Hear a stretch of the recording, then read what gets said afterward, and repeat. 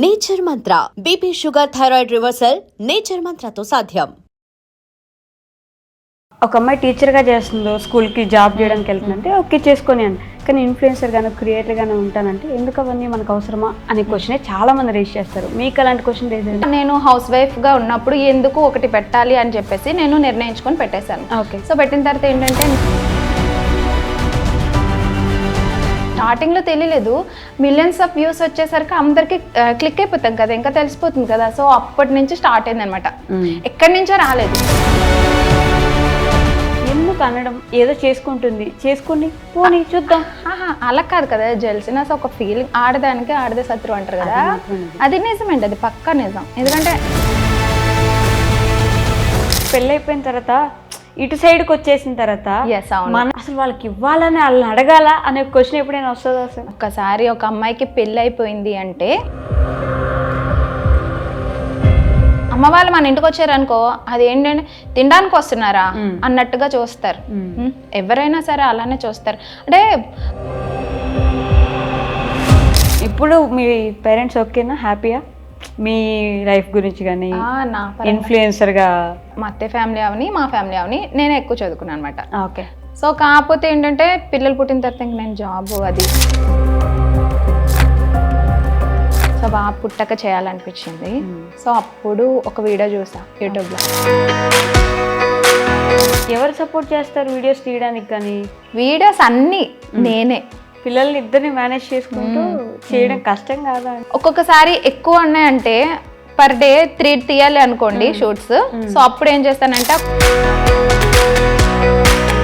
కానీ ఎంకమ్ వర్క్ చదువుకొని జాబ్ చేయట్లేదు చూడండి. అంటే నేను మళ్ళీ మనం చేసినా నాకు ఇంత పేమెంట్లు అవి రావు కదండి. ఒకవేళ చేసినా సరే మనకి ఎంత మహా అయితే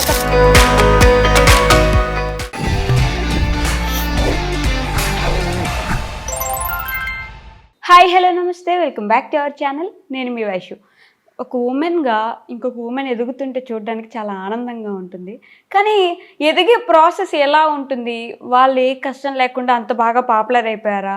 అంటే ఆ పాపులారిటీ వెనక కష్టమే లేదంటారా? ఒక అబ్బాయి ఏదైనా చేస్తున్నారంటే సొసైటీలో ఇట్స్ అన్ ఈజీ థింగ్, ఏముంది అబ్బాయి చేసేస్తాడని. అమ్మాయి చేస్తుందంటే అనువనున క్వశ్చన్ చేసేవాళ్ళు 100 మంది ఉంటారు కదా. ఆ 100 మందిని తట్టుకొని సక్సెస్ఫుల్ అయ్యే వాళ్ళు చాలా తక్కువ మంది ఉంటారు. అలాంటి వాళ్ళు ఈరోజు ఒకరు నాతో పాటు ఉన్నారనమాట. ఇందిరా గారు ఉన్నారు. వైజాగ్కి వచ్చేసాను. వైజాగ్లో ఇందిరా గారితో బోల్డ్ అనే విషయాలు మాట్లాడేద్దాం. హాయ్ అండి. నమస్తే. నమస్తే. బాగున్నారా? బాగున్నానండి. ఒక అమ్మాయి టీచర్గా చేస్తుందో స్కూల్కి జాబ్ చేయడానికి వెళ్తుందంటే ఓకే చేసుకొని అండి, కానీ ఇన్ఫ్లుయెన్సర్ గాను క్రియేటర్ గాను ఉంటానంటే ఎందుకు అవన్నీ మనకు అవసరమా అనే క్వశ్చనే చాలా మంది రేస్ చేస్తారు. మీకు అలాంటి క్వశ్చన్ రేస్ అంటే బిఫోర్ పెట్టినప్పుడు అయితే ఎవరు ఏమీ జడ్జ్ చేయరు, ఎందుకంటే కొంతమందికి తెలియదు కదా మనం పెడుతున్నట్టు ఎవరికి తెలియదు. సో నేను హౌస్ వైఫ్గా ఉన్నప్పుడు ఎందుకు ఒకటి పెట్టాలి అని చెప్పేసి నేను నిర్ణయించుకొని పెట్టేశాను. సో పెట్టిన తర్వాత ఏంటంటే నాలో నేను అనుకున్నాను అనమాట, అసలు ఇలా పెడితే నలుగురిలోకి వెళ్తే ఎట్లా ఉంటుంది, అందరూ చూసి, అందరూ కాదు మెయిన్ మన ఫ్యామిలీ చూస్తే ఏమనుకుంటారో అని చెప్పేసి అనుకునేదాన్ని. కొన్ని వీడియోస్ మిలియన్స్లోకి వెళ్ళిపోయిన తర్వాత అప్పుడు నేను అందరికీ తెలిసింది అనమాట. స్టార్టింగ్లో తెలియలేదు, మిలియన్స్ ఆఫ్ వ్యూస్ వచ్చేసరికి అందరికి క్లిక్ అయిపోతాం కదా, ఇంకా తెలిసిపోతుంది కదా. సో అప్పటి నుంచి స్టార్ట్ అయింది అనమాట, ఎక్కడి నుంచో రాలేదు. ఫ్రెండ్స్, ఫ్యామిలీ, ఇంకా బయట వాళ్ళు అనక్కర్లేదు అనమాట, ఎందుకంటే అంతగా టచ్లో ఉంటాం బయట వాళ్ళకి మనం. సో ఫ్లాట్స్లోనే ఉంటాం కాబట్టి ఎవరు ఏమనరు, కానీ ఫ్యామిలీ పరంగా అయితే మాత్రం అనేస్తారు.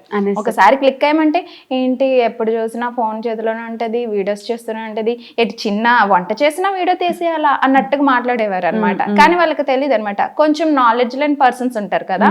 సో వాళ్ళకి తెలీదు ఏంటి ఇలా చేస్తే మంచిదా, ఇన్ఫ్లుయెన్సర్ అయితే ఇట్లా ఉంటుందా అని వాళ్ళకి అసలు ఐడియా లేదు. కానీ మాట్లాడడం మాత్రం అనేస్తారు.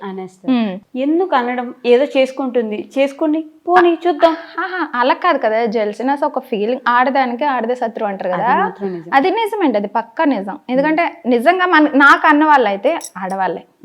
అని మనం నేమ్స్ అవి రివీల్ చేయలేం, కానీ వాళ్ళకి తెలుసు ఎవరెవరు అంటున్నారు ఏంటి అనేది వాళ్ళకి తెలుసు. సో వాళ్ళకి నిజంగా ఎలాంటి అసలు. కానీ నేనైతే మాత్రం ఎక్కడ కూడా బ్యాక్ స్టెప్ వేయలేదు, ఎందుకంటే హస్బెండ్ సపోర్ట్ ఉంది. సో తనేమన్నారంటే ఇంక నువ్వు చేసుకెళ్ళిపో, నీకు నచ్చింది నువ్వు చేయి. తను నాకు కొంచెం సపోర్ట్ ఇస్తారు అన్నమాట.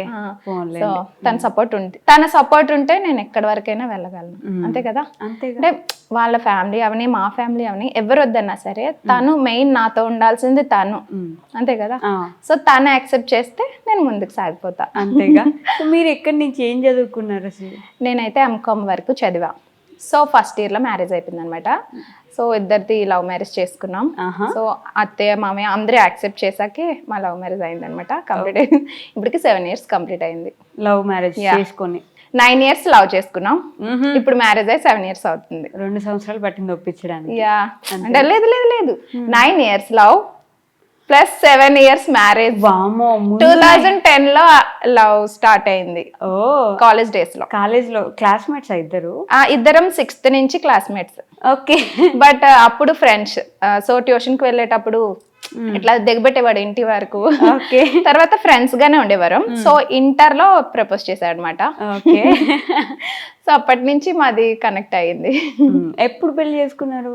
పెళ్లి 2019 లో అయింది. Okay, 9 years love. అంటే అత్తయ్య మామయ్య అంటే ఇంటర్ కాస్ట్ మ్యారేజ్ కదా, ఒప్పుకోవడానికి కొంచెం టైం పడుతుంది, వాళ్ళది ఎక్కువ కాస్ట్ అని చెప్పేసి వాళ్ళు అగ్రి అవ్వలేదు అనమాట. సో ఒప్పించడానికి మా ఆయన చాలా కష్టాలు పడ్డాడు. మీ ఇంట్లో ఒప్పేసుకున్నారా? మా ఇంట్లో ఏంటంటే మేము అసలు ఫస్ట్ డేనే దొరికిపోయాను మా నాన్నకైతే. అసలు నేను అంటే సింహాచలం వెళ్దామని ప్లాన్ చేసుకున్నాం. కాంప్లెక్స్ లో కాలేజ్ అనమాట. సో సింహాచలం వెళ్దామని ప్లాన్ చేసుకొని అట్నుంచి మళ్ళీ బస్సు మా ఇంటి వైపే వెళ్తుంది. ఎవరో హ్యాండిక్యాప్డ్ అడ్డొచ్చేసారని చెప్పేసి మా ఆయన బస్సులో ఉండిపోయాడు. నేను MVP ఇంకో బస్సు మారాల్సి ఉంటుంది. సో నేను దిగిపోయాను. మా నాన్న కరెక్ట్ గొడుగు పట్టుకొని వర్షంలో వచ్చాడు. అబ్బా దొరికిపోయా. ఏంటమ్మా ఇటు వచ్చా అన్నాడు. నాన్న ఇటు వెళ్ళాల్సిన బస్సు ఇటు వచ్చేసింది అన్న. అంటే అయ్యో అలా ఎలా మిస్ అయ్యింది, సరే అక్కడ బస్సు ఉంటుంది ఎక్కుపో అన్నాడు. అంతే, ఇంకా ఆ రోజు దొరికిపోయాను. ఫస్ట్ డే అసలు ఆ రోజే ఇంకా ఇలా యాక్సెప్ట్ చేసి అలా టెంపుల్ కి ఇలా వెళ్దాం అని ఇలా ప్లాన్ చేసాం. ఇంకా మా ఆయన లోపల ఉండిపోయాడు. అయినా సరే డౌట్ వస్తుంది కదా పేరెంట్స్ కి. సో ఇంకా ఇంటికి వెళ్ళిన తర్వాత బస్ పాస్ కోసం డబ్బులు అడిగితే బస్ పాస్ ఎందుకు దీనికి అనేసి అన్నాడు మా నాన్న. ఇంకా తర్వాత తెలిసిపోయింది. సో తనని ఇంటికి పిలిపించేసి ఏంటమ్మా మ్యాటర్ ఏంటి, ఏం చేద్దాం అని ఇలా అలా అని అడిగారు. స్టార్టింగ్ లోనే అడిగేశారు. అడిగేస్తే మా నాన్న ఇంకా అంటే అలా అడగగానే మా ఆయన రియాక్షన్ ఏంటంటే, ఇప్పుడు మేము ఇంకా చదువుకుంటున్నాం కదా, సో మేము ఎప్పుడైతే సెటిల్ అవుతామో మాకు బాగా జరుగుబాటు అవుతుంది అని అనుకుంటామో అప్పుడు మేము మ్యారేజ్ చేసుకుంటాం అని అన్నారు. ఆ భరోసాకి మా నాన్న ఓకే అన్నారు. అలా స్టార్ట్ అయ్యింది.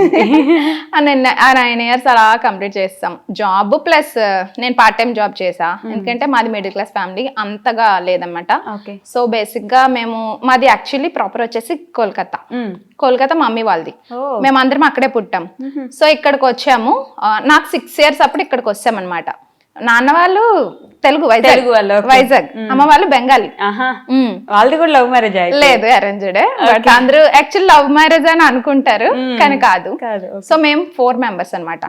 అక్క, అన్నయ్య, నేను, తమ్ముడు. ఓకే. సో అన్నయ్యది లవ్ మ్యారేజ్, అక్కది అరేంజ్డ్, తమ్ముడికైతే ఇంకా అవ్వలేదు. సో ఇక్కడికి వచ్చాక ఏమైందంటే ఆ అక్కకి అన్నయ్యకి చదువు ఆపేశారు. ఎందుకంటే అక్కడ బెంగాలీ కదా, ఇక్కడ తెలుగు కదా, సో చదువుకోలేదన్నమాట. సో వాళ్ళిద్దరూ ఒక వర్క్ చేసుకుంటూ నన్ను తమ్ముడిని చదివించారు. సో వాళ్ళ సపోర్ట్ మీద మేము చదువుకున్నాం. కొంచెం నేను ఎప్పుడంటే ఇంటర్ నుంచి హాఫ్ డే అట్లా వర్క్ చేసి పార్ట్ టైం జాబ్ 4 to 9 అట్లా చేసి కాలేజ్ వచ్చేసి మార్నింగ్ 8 to 2. ఈ 2 hours నాకు మధ్యలో గ్యాప్ ఉంటది, తినేసి రెస్ట్ తీసుకొని మళ్ళా వెళ్ళిపోయేదాన్ని అనమాట. సో ఆ విధంగా జరిగింది. సో అట్లా జరిగిపోయింది నాకు ఆ 9 years కూడా. పార్ట్ టైం చేస్తూ చదువుకుంటూ ఎప్పుడైనా ఫీజెస్ కి డబ్బులు అవసరం అయితే మా ఆయన హెల్ప్ చేసేవారు. అవునా? అంటే అప్పుడు నా శాలరీ ఎంత, నా స్టార్టింగ్ శాలరీ 2500. అంతే, అంతకు మించి అప్పుడు ఉండేది కాదు. పార్ట్ టైం కదా, 4K కన్నా ఎక్కువ రాలేదన్నమాట. సో అట్లా ఫ్యామిలీకి ఒక 1000 ఇచ్చేసి అంటే ఇంకా ఒక 3000 నాన్నకి పర్సనల్ లోన్ అంటే లోన్ కట్టేదని అనమాట. సో ఆ విధంగా మేనేజ్ చేసేసి నా 4000 కూడా. సో ఫీజ్ పే చేయడానికి కూడా అంటే అప్పుడు ఫ్యామిలీ కొంచెం డబ్బు పరంగా కొంచెం లోగా ఉండేది. ఇప్పుడంటే మనం ఉన్నాం కాబట్టి కొంచెం ఒక స్థాయిలో ఉన్నప్పుడు మనం హెల్ప్ చేయగలం. అప్పట్లో ఏంటంటే ఒక్కరు సపోర్టే ఉంటే కొంచెం కష్టం కదా పేరెంట్. కానీ ఇప్పుడు సపోర్ట్ చేయగలరా అంటే పెళ్లి అయిపోయిన తర్వాత ఇటు సైడ్ కి వచ్చేసిన తర్వాత మన ఇంట్లో వాళ్ళకి మనం ఖర్చు పెట్టాలంటే కూడా ఆలోచించడమో లేకపోతే భర్త పర్మిషన్ అడగడమో, నా డబ్బులు నేను అసలు వాళ్ళకి ఇవ్వాలని వాళ్ళని అడగాల అనే క్వశ్చన్ ఎప్పుడైనా వస్తుందా అసలు? వస్తుందండి బాబు కదా. అసలు బేసిక్గా ఒప్పుకోరు. ఒక్కసారి ఒక అమ్మాయికి పెళ్ళి అయిపోయింది అంటే ఇంగిటే అసలు తొంగి చూడకూడదు, అమ్మ వాళ్ళ ఇంటికి రాకూడదు. అమ్మ వాళ్ళు మన ఇంటికి వచ్చారనుకో అదేంటంటే తినడానికి వస్తున్నారా అన్నట్టుగా చూస్తారు. ఎవరైనా సరే అలానే చూస్తారు. అంటే పుట్టింటి అంటే పెళ్ళి అయిపోయిన తర్వాత పుట్టింటికి మనం వెళ్ళొచ్చు, వాళ్ళ దగ్గర నుంచి ఏదైనా తెచ్చుకోవచ్చు కదా, కానీ మన ఇంటికి వచ్చి ఒక పూట భోజనం చేయకూడదు, అది తప్పు. వాళ్ళ ఇంటికి వెళ్ళాలంటే కూడా బంధువుల్లాగా మన పుట్టింటికి మనం వెళ్ళడానికి కూడా బంధువులే. మనం వెళ్ళేసి వస్తాను పర్మిషన్ మన ఇంటికి మనం వెళ్ళడానికి పర్మిషన్ ఉండాలి, డబ్బులు ఇవ్వడానికైనా పర్మిషన్ ఉండాలి. నువ్వు సంపాదించిందైనా అంటే మనకు మనం సంపాదించినా కూడా ఇవ్వకూడదు, అది కూడా పర్మిషన్ తీసుకుని ఇవ్వాలి. కానీ తిను సపోర్ట్ ఇస్తాడు, తిను పర్వాలేదు, తిను అందరి మైండ్ సెట్ కాదు, తింది కొంచెం సపోర్ట్ ఉంటుంది. అంటే చెయ్యు పర్వాలేదు, ఎంతవరకు చేయాలో అంతవరకు చేయాలి, ఎక్కువ చేయకూడదు, అంతే అట్లా మాట్లాడతారు. అంతేనా? బట్ ఇవ్వనిస్తారా మనీ కానీ ఏదైనా ఖర్చులు? అవసరానికి అయితే కంపల్సరీ తను కూడా చూసుకుంటాడు అనమాట. ఒక సపోర్టివ్ హస్బెండ్ దొరికారు కాబట్టి మీకు హ్యాపీనే, పర్లేదు, అవసరమైతే సపోర్ట్ చేసే సపోర్ట్. ఇప్పుడు మీ పేరెంట్స్ ఓకేనా, హ్యాపీయా మీ లైఫ్ గురించి కానీ? ఇన్ఫ్లుయెన్సర్ గా ఏంటంటే ఒక బ్యాక్ బోన్ టైప్ మా ఇంట్లో.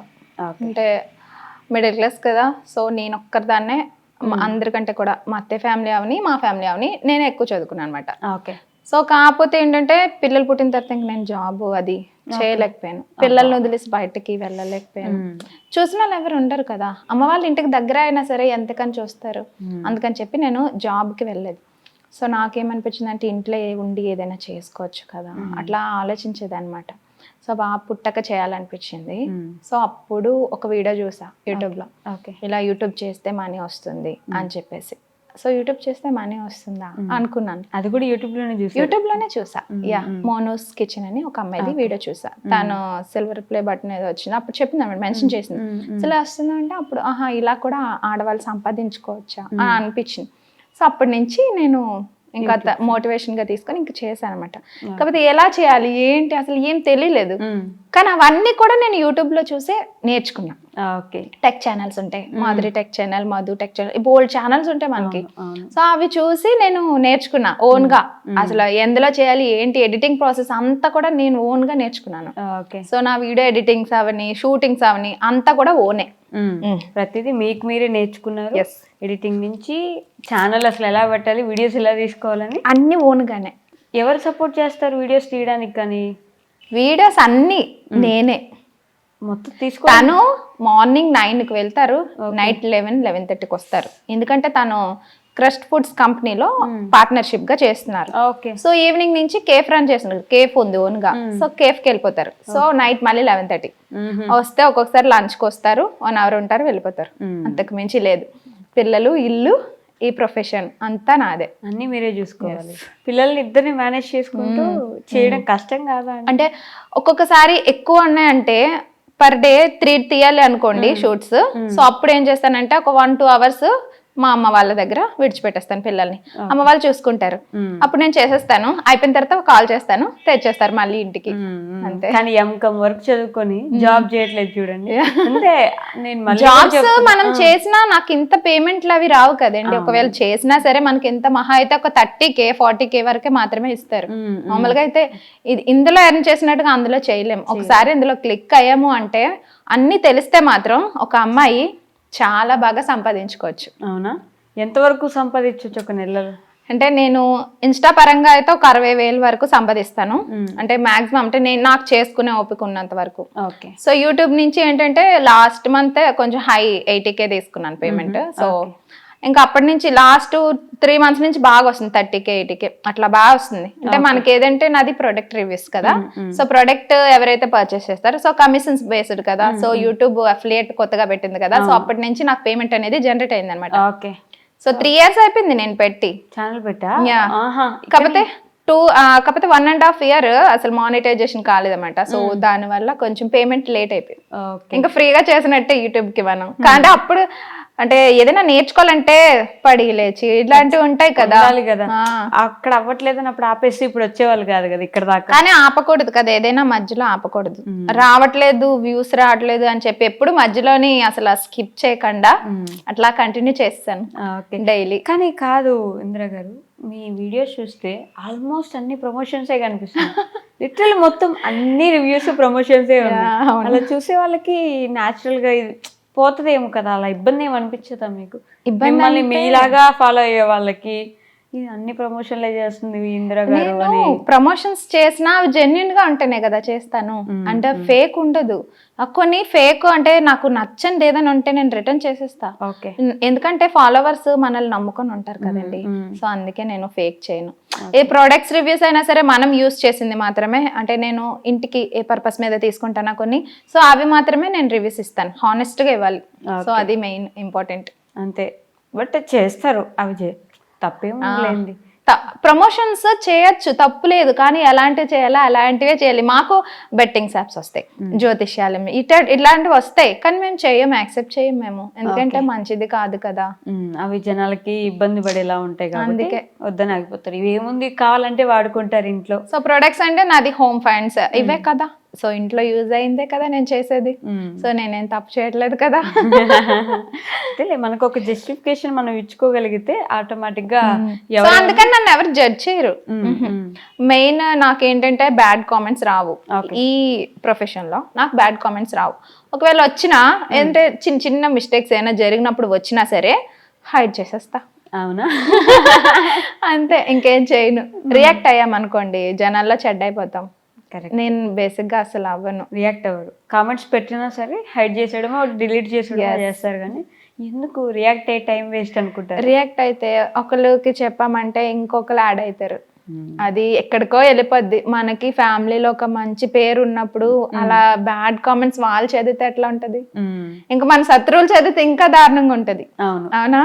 ఖచ్చితంగా కదా. వాళ్ళకి అదే అవకాశం. చూడు ఎలా చేస్తున్నారో అమ్మాయి కామెంట్స్ అని చెప్పి అంటారు. అందుకే నేను రియాక్ట్ అవను బేసిక్ గా. మా ఆయన అయితే అస్సలు వద్దు డిలీట్ చేసే, అంతే. అంతేనా? కానీ రావు, బేసిక్ గా నాకైతే రావు. ఎందుకంటే మనకు అన్ని లింక్ లింక్ లింక్ అంతే, ఇది తప్ప వేరేది ఉండదు. Okay. So 3 years back start చేసినప్పటి నుంచి ఇప్పటి వరకు ఏం చేంజెస్ చూసారు మీ యూట్యూబ్ లో మీరు? నేను నేర్చుకునేది ఎడిటింగ్ స్కిల్స్ ఇంప్రూవ్ అయ్యాను. ఓకే. చాలా బాగా చేయడం నేర్చుకున్నాను. నాకు నేనే నేర్చుకున్నాను. అందరూ కూడా కాల్ చేసి అడుగుతారు, మీరు ఎందులో ఎడిటింగ్ చేస్తారు, ఎలా చేస్తారు, మీరు ఒక్కలే ఎలా చేసుకుంటారు అంటే, పిల్లలు మీరు మీ ఆయన అయినా తీస్తారా? లేదంటే ఎవరు తీరు, నేనే షూట్ చేసుకుంటా అని చెప్తాను నేను. ఓకే, మీరే షూట్ చేసుకుంటారు? మీరే నేనే ఎడిట్. నైట్ 12-1 అయిపోద్ది. ఎందుకంటే పిల్లలు పడుకునే తర్వాత వాయిస్ ఓవర్ ఇవ్వాలి, నేను బ్యాక్గ్రౌండ్ వాయిస్ ఓవర్ ఇస్తాను. సో పిల్లలు పడుకుంటారు కదా, వాళ్ళకి 9-10కి పడుకోబెట్టేస్తాను. ఆ తర్వాత ఎడిటింగ్ చేసి వాయిస్ ఓవర్ ఇచ్చేటప్పటికి మా ఆయన వచ్చేస్తారు, లంచ్ చేస్తారు, భోజనం చేసేస్తారు, పడుకుని పోతారు. నేను ఇచ్చేసి 12-12:30 అప్పుడు పడుకుంటా వెళ్ళి. ఇంకా మళ్ళీ మార్నింగ్ 6:30 అలా లెగిసిపోతాను పిల్లల కోసం. మళ్ళీ క్యారేజెస్ అవి రెడీ చేయాలి కదా. బాబు 2nd క్లాస్ చదువుతున్నాడు. పాపకి లాస్ట్ వీకే వేసాను అనమాట, నర్సరీలో వేసాను. సో కొంచెం 2 hours వెళ్ళి వస్తుంది అనమాట. ఆ 2 hours లో కూడా ఇప్పుడు నేను వాయిస్ ఓవర్ ఇచ్చుకోగలుగుతున్నాను అనమాట. సో ఈ మధ్యలో ఏంటంటే నైట్ బేగా పడుకోగలుగుతున్నాను. అసలు చాలా మంది టైం ఉండట్లేదు, పిల్లల్ని చూసుకోవాలి, అది చేసుకోవాలి, ఇది చేసుకోవాలి, టైం ఉండదు. కానీ మీరు అన్నీ మేనేజ్ చేస్తున్నారు కదా, ఎలా చెప్తారు వాళ్ళకి? ఏం చెప్పగలరు ఈ టైం మేనేజ్మెంట్ గురించి? అంటే బాబు మార్నింగ్ వెళ్ళిపోయి ఈవినింగ్ వస్తాడు. So okay. సో ఇప్పుడు పాపనంటే ఇప్పుడు వేసాను. సో పాప ఉండేటప్పుడు ఏంటంటే మధ్యాహ్నం టైం పడుకుంది అనుకోండి, 1 hour అట్లా పడుకుంటది. ఆ 1 hour లో నేను షూటింగ్ చేయడం, మధ్యాహ్నం షూటింగ్ పెట్టుకుంటా, నైట్ ఎడిటింగ్ పెట్టుకుంటా. అంతేనండి. వాయిస్ ఓవర్ కూడా నైటే ఇచ్చేస్తా. ఎందుకంటే ఇంట్లో ఉన్న ఆడవాళ్ళకి ఏదైనా పిల్లలతో కష్టం కదా, బ్యాక్గ్రౌండ్ డిస్టర్బెన్స్ అది రాకూడదు కదా. సో అందుకని చెప్పేసి ఆ టైం ఎంచుకుంటా అనమాట. డోర్స్ అన్ని క్లోజ్ చేసి ఫ్యాన్ ఆఫ్ చేసి వాయిస్ ఇచ్చేస్తాను. అంతే. పేరెంట్స్ ఉన్నా వాళ్ళ అత్తయ్య వాళ్ళు, అదే మీ అత్తయ్య వాళ్ళు ఉన్నా సరే, మన పిల్లలు అత్తయ్య వాళ్ళు ఇక్కడ ఉండరు, ఇక్కడ ఉండేవారు దగ్గరలో విలేజ్కి వెళ్ళిపోయారు అనమాట వాళ్ళు. సో వాళ్ళు చూడడం కష్టమే. వాళ్ళు ఏంటంటే మామయ్య ఒకరి మీద డిపెండ్ అవ్వకూడదు, కొడుకులు ఉన్నా సరే డిపెండ్ అవ్వకూడదు. ఎందుకంటే కాళ్ళు చేతులు బాగున్నంత వరకు మేము కష్టపడతాం అనేసి మామయ్య అనుకుంటారు అనమాట. సో వాళ్ళు అందుకని వాళ్ళు స్వతహాగా వాళ్ళు బతుకుతున్నారు. మేము అప్పుడప్పుడు వెళ్ళి చూసి వస్తాం. అంతే. సో యూట్యూబ్ కొత్తగా స్టార్ట్ చేసే వాళ్ళు చాలామంది ఉంటారు కదా, వాళ్ళకి మీరు జెన్యున్గా చెప్పాలనుకునే సలహా ఏంటి? చేయాలి అండి. ఎందుకంటే యూట్యూబ్లో మనకి చాలా గ్రోత్ ఉంటుంది, చాలా బాగుంటుంది. ఒక అమ్మాయి ఓన్గా డబ్బులు సంపాదించాలి అంటే కంపల్సరీ యూట్యూబ్ చేయాలి. ఎందుకంటే కొంతమందికి యూట్యూబ్ కోసం తెలుసు, ఇన్స్టా కోసం తెలియదు. సో నేను అప్పుడు సజెషన్ ఇవ్వడం స్టార్ట్ చేశాను, కొన్ని వీడియోస్ చేశాను. ఓకే, ఏంటంటే యూట్యూబ్ చేస్తే మనకి ఎలా అమౌంట్ వస్తుందో ఇన్స్టాగ్రామ్ చేస్తే కూడా అలాగే అమౌంట్ వస్తుంది. సో ఆ విధంగా నేను చెప్పడం స్టార్ట్ చేశా. చాలా మంది చేశారు, ఇప్పుడు డబ్బులు సంపాదిస్తున్నారు. వాళ్ళు తిరిగి నాకు మెసేజ్ పెడుతుంటే నాకు చాలా హ్యాపీగా అనిపించింది. ఇప్పుడు అందరికి 100K అబౌవ్ ఫాలోవర్స్ వచ్చేసారు అనమాట. డబ్బులు ఎర్న్ చేసి నాకు చెప్తుంటే ఓ నన్ను ఇన్స్పైర్ అయ్యి ఇంతమంది చేశారా, నేను ఒకరిని చూసి నేను పెట్టాను, నన్ను చూసి ఇంతమంది పెట్టారా అనిపించింది నాకైతే. స్టార్టింగ్ ఒడిదుడుకులు అంటే పడతాం లేస్తాం అట్లా ఉంటది. ఇప్పుడు ఒక బేబీ ఇలా పుట్టంగానే లెగిసి నడిచేది కదా, సో అలా అన్నమాట. యూట్యూబ్ కూడా అంతే ఉంటాయి, అన్నీ ఉంటాయి. బ్యాడ్ కామెంట్స్ ఉంటాయి, ఫ్యామిలీ ప్రెజర్ ఉంటుంది, ఎందుకు చేస్తున్నావు ఇట్లాంటివన్నీ వస్తాయి. ఆ యూట్యూబ్ మేడం వచ్చింది ఇట్లా కూడా అంటారు. కానీ అవన్నీ కూడా మనం పక్కన పడేయడమే. మనకి ఏదనిపిస్తే అది చేయాలి, కానీ కంపల్సరీ చేయాలి. ఎవరైతే ఇంట్లో అంటే బయటకు వెళ్ళి పాపం చాలా మంది చేయలేరండి ఆడవాళ్ళు. నా అలాగే అందరూ కూడా అనుకుంటారు కదా చేయాలి, ఏదైనా డబ్బులు సంపాదించి. ఇప్పటికీ చాలా మంది సజెషన్స్ అడుగుతూ ఉంటారు, నేనైతే ఇదే చెప్తాను. ఎందుకంటే ఈ ప్రొఫెషన్ నాకు నచ్చింది, చాలా బెస్ట్. అది నేను అమ్మాయిలు చేయొచ్చు, చాలా బాగుంటుంది, కానీ రాంగ్ వేలోకి వెళ్ళకూడదు. సో పర్ఫెక్ట్ గా వెళ్తే మన రీచ్ బాగుంటుంది, మనం కూడా ఒక లెవెల్లో ఉంటాం. ఇన్స్టాగ్రామ్ లో డబ్బులు ఎలా వస్తాయంటే ప్రమోషన్స్ కి? ప్రమోషన్. అదే, ఓకే, ప్రమోషన్స్ కి డబ్బులు వస్తాయి. మనం ప్రమోషన్స్ తెచ్చుకోవాలంటే ముందు ఫాలోవర్స్ తెచ్చుకోవాలి. ఫస్ట్ ఫాలోవర్స్ ని గ్రోత్ చేసుకోవాలి. సో గ్రోత్ చేయాలంటే మనం వాళ్ళకి యూజ్ అంటే జనాలకి యూజ్ అయ్యే వీడియోస్ చేస్తే ఫాలోవర్స్ ఆటోమేటిక్ గా వస్తారు. జనాలకి మీ పర్సనల్ లైఫ్ గురించి ఇంట్రెస్ట్ ఉండదు అసలు ఎప్పుడు, అంటే మీరు అన్ని లింక్స్ వీడియోస్ వీటి గురించే చెప్తుంటారు కదా. సో మీ పర్సనల్ లైఫ్ గురించి అసలు ఇంట్రెస్ట్ ఉండదా? అంటే అడుగుతారు కొంతమంది, మరి ఇది ప్రొఫెషన్, ఇది వేరు కదా. సో అందుకని నేను షేర్ చేయలే ఎప్పుడూను. సో నేను ఈ 2 క్వశ్చన్స్ మ్యాండేటరీ అడుగుతాను, మిమ్మల్ని కూడా అడుగుతాను అనమాట. The most happiest moment in your life ఇప్పటి వరకు? ఏముంది, నా కొడుకే. అవునా? ఫస్ట్ సో నేను ఒక 1 డే అంతా కూడా పెయిన్ పడి, 1 డే నార్మల్ గా కాదు.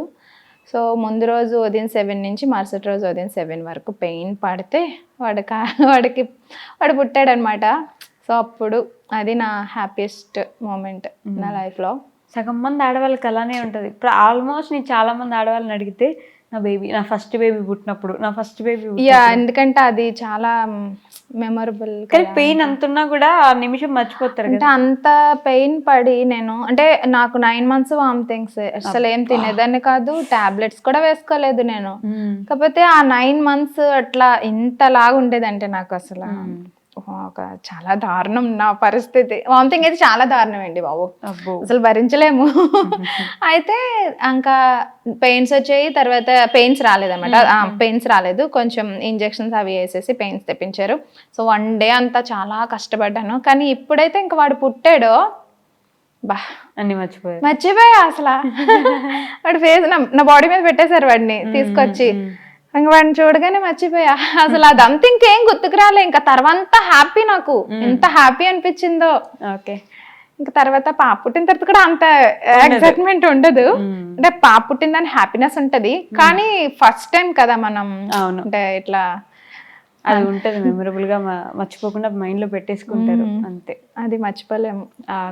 అలానే ది మోస్ట్ సాడెస్ట్ మూమెంట్ ఏంటి? సాడెస్ట్ మూమెంట్ అంటే నా మ్యారేజ్ టైంలో డబ్బులు అరేంజ్ చేయడం కొంచెం కష్టమైపోయింది. మ్యారేజ్ అనుకున్నాం, ఓకే, కరెక్ట్గా 15 days ఉందనగా అమౌంట్ సెట్ అవ్వలే. అయ్యో, అప్పు ఇస్తామనుకున్న వాళ్ళు కూడా చేతులు ఎత్తేసారు. సో ఆ టైంలో ఫ్యామిలీస్ని, రిలేటివ్స్ని చాలా మందిని అడిగాం, బ్రతిమలాడాం, కానీ ఎవరు డబ్బులు ఇవ్వలే. ఆ టైంలో చాలా కష్టమైపోయింది. పెళ్ళి కూడా ఆపేద్దాం అనుకున్నాం, కానీ ఆ టైంలో మా అన్నయ్య, మా తమ్ముడు, మా మరిది మెయిన్ అందరూ కూడా, మా ఆయన చాలా ఫీల్ అయిపోయారు అనమాట. సో వీళ్ళ సపోర్ట్ వల్ల ఏంటంటే మా మ్యారేజ్ జరిగింది. ఇంత డబ్బు లేకపోయినా సరే అడ్జస్ట్ చేసుకొని ఒక 2-3 అడిగి ఎవరో ఒకరు ఇంత అని సహాయం చేస్తే ఒక కొంచెం మొత్తానికి అలా మ్యారేజ్ అయితే జరిగిపోయింది. మన దగ్గర ఇదో బాధ. ఇప్పుడు అసలు పెళ్ళి అంత గ్రాండ్ గా చేయకపోతే ఏమైంది, రిజిస్టర్ మ్యారేజ్ చేసేసుకోవచ్చు అని ఆలోచన ఉంటది కదా. అంటే కొందరు ఏంటంటే మర్యాదల కోసం ఆలోచిస్తారు కదా, వాళ్ళు వచ్చేది తింటారు, తిన్న దాంట్లో కూడా ఇదే ఒక వంకలు ఎత్తికి వెళ్తారు. కాబట్టి మ్యారేజ్ మాత్రం చాలా బాగా జరిగింది. అసలు ఆగిపోద్దేమో అని అనుకున్నాము, కానీ బాగా జరిగింది. అమ్మో, డబ్బులు సెట్ అవ్వకపోవడం అనేది పెద్ద, అసలు అదే మెయిన్ కదా పెళ్ళి అంటే. పెళ్ళికి ఉండాలి కదా, మినిమం ఉండాలి కదా, ఆ మినిమమే లేకుండా దిగిపోయాం. అసలు కష్టమైపోయింది అప్పట్లో, కానీ ఇప్పుడు అట్లా లేదులే, ఇప్పుడు బానే ఉంది, ఇప్పుడు సెట్ అయిపోయింది మంచిగా. ఇప్పుడు ఒకరికి కావాలన్నా ఇచ్చే ఇదిలో మేము ఉన్నాం. మా ఆయనకి ఏంటంటే అప్పు చేసే అలవాటు లేదు, ఎవరి దగ్గర అప్పు తీసుకోడు అసలు. మెయిన్ ఆ టైంలో పెళ్లి ఆగిపోతున్నా సరే అప్పు చేయలే. అప్పు చేసే క్యారెక్టర్ కాదు తంది, ఇస్తాడు ఎవరికైనా, కానీ తీసుకోడు. మేము అసలు మాకేంటంటే సడన్ గా చేతులు ఎత్తే గానీ ఇంకా బాధ అనిపిస్తుంది, చాలా ఫీల్ అయిపోయాము అందరం. పెళ్లికి అప్పు చేయడమే ఫస్ట్ తప్పు ఆల్మోస్ట్ ఇండియన్. కానీ అప్పు చేసి ఫ్యామిలీస్ అంతే, ఆల్మోస్ట్ అందరు అంతే ఉంటుంది. అప్పు చేసి ఎలాగైనా సరే గ్రాండ్ గా చేసి పంపించాలి పెళ్లి అని చెప్పి అనుకుంటారు. కానీ ఏమవుతుంది, కొన్ని వేస్ట్ అయిపోతాయి పెళ్ళిళ్ళు, కొన్ని బెస్ట్ మెమరీస్ గా ఉండిపోతాయి. ఇంకా లవ్ మ్యారేజ్ అంటారా, ఇంకా సర్దుకుపోవడమే అంతే. నాకు ఈ డౌట్ ఎప్పుడు ఉంటది, అరేంజ్డ్ మ్యారేజ్ చేసుకున్న వాళ్ళు సర్దుకుపోతారు, లవ్ మ్యారేజ్ చేసుకున్న వాళ్ళు సర్దుకుపోతారు. మేము ఎందుకు సర్దుకుపోతాం తెలుసా? ఫస్ట్ వచ్చేసి ఇష్టపడి చేసుకున్నాం కదా, సో అమ్మ వాళ్ళకి చెప్పామనుకో, నీకు నచ్చినట్టు కదా నువ్వు చేసుకున్నా. సో అత్తయ్య వాళ్ళని అడిగామనుకో, మా ఆయన కూడా అదే క్వశ్చన్, మీరు ఇష్టపడే కదరా చేసుకున్నారు, సర్దుకుపోండి అంటే అంతే, ఇంకా వేరేది ఉండదు. ఇంకా చెప్పాలన్నా కూడా భయం వేస్తుంది, ఏమన్నా చెప్తే మీరిద్దరు అనుకొని చేసుకున్నారు, ప్రేమించుకున్నారు, చేసుకోండి మీ ఇష్టం అంతే. నాకు అదే మాట వచ్చి, అందుకని మా మధ్య ఏం జరిగినా నేను షేర్ చేయడం మానేసా మొత్తానికి. మా నాన్న అయితే ఒకటే మాట, సర్దుకుపోమ్మా, జీవితం అంటే అట్లానే ఉంటది అని అలా చెప్పి నన్ను మొత్తానికి నేను ఇంకా ఆ మైండ్ సెట్ లోకే వెళ్ళిపోయాను అనమాట. ఇంకా అంటే అరేంజ్డ్ మ్యారేజ్ అయితే ఈవెన్ అయితే ఇద్దరు వచ్చి కూర్చోబెట్టి మాట్లాడతారు. లవ్ మ్యారేజ్ మిత్రులు అనుకుని చేసుకుని చూసుకోండి మీరు. అసలు ఎవరు ఇన్వాల్వ్ అవ్వరు లవ్ మ్యారేజ్ లో, అసలు ఎవరు ఇన్వాల్వ్ అవ్వరు, సమస్య లేదు అసలు, వదిలేస్తారు ఇంకా అంతే. ఇంకా మన అందరికి అట్లా సర్దుకుపోమ్మా. చిన్నప్పటి నుంచి ఆడపిల్లలకైతే ప్రధానికి నువ్వు సర్దుకుపోవాలి, గొంతు రేస్ చేసి మాట్లాడకూడదు, అరవకూడదు, ఇలానే ఉండాలి ఆడపిల్లలు అని చెప్పి తొక్కేస్తారు. మ్యారేజ్ అయ్యాక కూడా అంతే కదా, ఆటోమేటిక్ గా అయిపోతుంది కదా. భర్త చెప్పిన మాట భార్య వినాలి, భార్య మాట వింటే భర్త చెడిపోతాడు. అదొకటి క్రియేట్ చేసి ఉంచేసారు అనమాట. అది ఎవరు క్రియేట్ చేశారో తెలియదు కానీ అదైతే ఉండిపోయింది. నిజానికి వింటేనే కదండి ఎవరైనా బాగుపడతారు. ఇప్పుడు నువ్వు ఒక తప్పు చేస్తున్నావు, ఆ తప్పుని తప్పు అని మనం చెప్పకూడదు, చెప్తే చెడ్డ చెప్పకూడదు. నువ్వు ఏది చేసినా నేను సైలెంట్గా ఉన్నా అనుకో, అక్కడ గొడవ జరగదు. మా నాన్న అదే చెప్తాడు, నువ్వు తను ఏం చేసినా నువ్వు సైలెంట్గా ఉండు, మీరు హ్యాపీగా ఉంటారు, మీ లైఫ్ హ్యాపీగా ఉంటుంది. ఇదే నిన్ను తను బాగా చూసుకుంటున్నాడు కదా, ఏ లోటు పాటు ఏం లేకుండా బాగా చూసుకుంటున్నాడు. తను ఏం చేసినా సరే నువ్వు సైలెంట్ గా ఉండు, అదే నేర్పించారు, అదే ఫాలో అయిపోతున్నావు. అంతే, అదే నేర్పిస్తారు అందరికి. ఏమైనా సరే నువ్వు గమనుండమ్మా, అయిపోతాయి అన్ని అవి అని. కానీ మరీ ఎక్కువ క్లిష్ట పరిస్థితుల్లో ఉంటే మాత్రం పేరెంట్స్ సపోర్ట్ చాలా అవసరం ఉంటది ఖచ్చితంగా అమ్మాయికి. అంత పరిస్థితుల్లో ఉన్నప్పుడు మాత్రం కంపల్సరీ అవసరం ఉంటది. అలాంటప్పుడు పేరెంట్స్ కంపల్సరీ చూసుకోవాలి, ఆడపిల్లకు భరోసాగా ఉండాలి. సో మనకి పర్వాలేదు, మన లైఫ్ బాగానే ఉంది, అంతగా ఏమీ లేదు. తను ఓన్ గా ఫ్లాట్ కొనుక్కున్నాం ఆఫ్టర్ మ్యారేజ్. మా బాబు పుట్టాక 1 year లోపే ఫ్లాట్ కొనుక్కున్నాం. సో పర్సనల్ గా కొనుక్కున్నాం కాబట్టి లోన్ అప్లై చేసి కొనుక్కున్నాం. సో హ్యాపీగా ఉన్నాం, పర్లేదు. ఇప్పుడు సెటిల్ అయిపోయాం. అంటే ఇంకా అంతకు మించి ఏముంటది చెప్పండి, అంతే కదా. ఒకళ్ళ దగ్గర ఆడుకొని తినే కన్నా మనది మనం తినడం బెస్ట్, అంతే. సో ఫైనల్ గా మీ గోల్ ఏంటి లైఫ్ లో? ప్రత్యేకంగా ఏముంటాయి, మనం ఇంట్లో అంటే పిల్లల్ని బాగా చూసుకొని, ఇంకా ఇప్పుడైతే నేను ఒక లెవెల్లో ఉన్నాను అనిపిస్తుంది నాకైతే. ఎందుకంటే బయటకు వెళ్తే చాలు, హే మీరు యూట్యూబ్ చేస్తారు కదా, మీరు ఇన్స్టాగ్రామ్ చేస్తారు కదా, మీరు ఇందిరా గారు కదా, పేరు పెట్టి పిలవడం అది మెయిన్ నాకు సంతోషం. అంటే అప్పుడు అనిపించింది, ఓకే నేను ఒక ఐడెంటిఫై ఉంది నాకు, అంటే నన్ను కూడా గుర్తిస్తున్నారు అని చెప్పేసి ఒక హ్యాపీనెస్ వచ్చింది అనమాట. సో చాలు, అది చాలు నాకు. ఇంకా ఇదే నా కెరియర్ అనిపించింది నాకైతే, బాగా అనిపించింది. సో మీ సబ్స్క్రైబర్స్ కి, ఫ్యాన్స్ కి ఏమైనా చెప్పాలనుకుంటే కెమెరా చూసి చెప్పేది. సబ్స్క్రైబర్స్ అండ్ ఫాలోవర్స్ అందరికీ కూడా థ్యాంక్ యూ సో మచ్. మీ వల్లే నేనైతే ఇంతవరకు రాగలిగాను. అండ్ ఇప్పుడు నేను ఇంట్లో ఉండి డబ్బులు సంపాదిస్తున్నాను అంటే అది మీ వల్లే. సో అందరికీ కూడా థ్యాంక్ యూ సో మచ్. లేదు నేను మీ అందరికీ కూడా రుణపడి ఉంటాను. ఎందుకంటే ఒక్కొక్క సబ్స్క్రైబర్ వల్లే నేను ఈరోజు ఈ స్థాయిలో ఉన్నాను నిజంగా. ఇంకా అంటే నేను ఇంకా వేరే విధంగా అయితే ఏం చెప్పలేను. సో నాకు తెలిసిందైతే నాకు మాట్లాడడం ఇంతవరకే వచ్చు. So thank you so much all subscribers. Okay అండి, థ్యాంక్ యూ సో మచ్. మీ జర్నీని నాతో కూడా షేర్ చేసుకున్నందుకు ఇంకా మీరు ముందుకు వెళ్ళాలని మనస్ఫూర్తిగా నేను కూడా కోరుకుంటున్నాను. Thank you. And for more videos, Please subscribe to iDream. Please subscribe to iDream. Please subscribe iDream. And please subscribe to iDream. For more videos, subscribe to iDream. Please like, share and subscribe to the channel. Congratulations, iDream. Subscribe to iDream. Subscribe to iDream. so subscribe to iDream Media. iDream ki iDream team andarki huge congratulations. Please subscribe iDream Media. Please subscribe to iDream. Subscribe iDream. Please subscribe to iDream. I dream అంటే నా కళల ఛానల్ను subscribe చేసుకున్న నోరు తిరుగుతలేదు, మీరైతే గంట గుర్తు కొట్టండి. For more such videos, please subscribe to iDream. Subscribe to iDream. Please subscribe to iDream. Please subscribe iDream Media. Please do subscribe to iDream. Please subscribe to iDream Media. For best entertainment and information, please subscribe iDream. And don't forget to subscribe to iDream.